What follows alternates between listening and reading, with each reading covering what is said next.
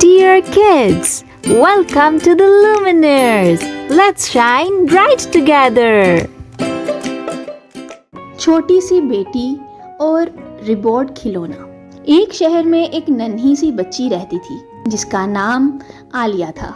आलिया बहुत मासूम और हंसमुख बच्ची थी, मगर उसकी एक आदत सबको परेशान करती थी। वो हर वक्त मोबाइल में गेम्स खेलती और कार्टून देखती रहती। सुबह उठते ही मोबाइल, खाने के वक्त मोबाइल और सोने से पहले भी मोबाइल। उसके अब्बू अक्सर कहते, बेटा, ज्यादा मोबाइल देखने से आंखें खराब हो जाती हैं और दिमाग भी थक जाता है। लेकिन आलिया हंसकर कह देती, अब्बू, मोबाइल में मजा आता है।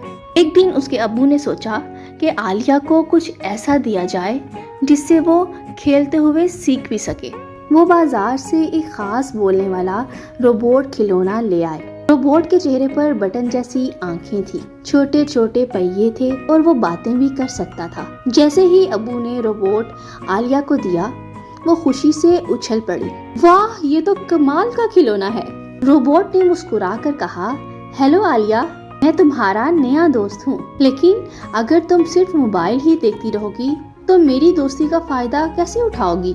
आलिया हैरान होकर बोली, क्या मतलब? रोबोट ने जवाब दिया, अगर तुम सारा दिन मोबाइल में गेम्स खेलती रहो तो तुम्हारी आंखें कमजोर हो जाएंगी, दिमाग थक जाएगा और तुम खेल कूद और किताबों से दूर हो जाओगी। आओ मेरे साथ दौड़ो, बाहर खेलो और कुछ नई किताबें पढ़ो।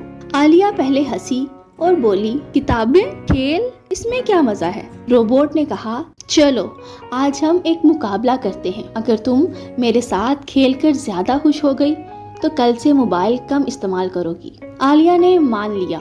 वो रोबोट के साथ बाहर बाग में गई। वहाँ वो दौड़ी, छलांगे लगाई, झूले लिए और खूब हंसी। फिर रोबोट ने कहा, अब एक कहानी की किताब पढ़ते हैं। आलिया ने किताब खोली और हैरान रह गई। किताब में रंग बिरंगी तस्वीरें और दिलचस्प कहानियां थी। उसे पढ़कर बहुत मजा आया। कुछ दिनों में आलिया की आदत बदल गई। वो मोबाइल को कम इस्तेमाल करती, ज्यादा खेलती, किताबें पढ़ती और खुश रहने लगी। उसका चेहरा तरोताजा हो गया और वो पहले से ज्यादा सेहतमंद दिखने लगी। अब्बू ने प्यार से कहा, बेटी, यही असल जिंदगी है, खेल, मेहनत और किताबों के साथ खुश रहना। मोबाइल और टीवी भी देखो, लेकिन सिर्फ थोड़ा सा। आलिया ने मुस्कुराकर रोबोट को गले लगाया और कहा, शुक्रिया मेरे दोस्त, तुमने मुझे सिखाया कि जिंदगी कितनी रंगीन है। मोबाइल से बाहर भी।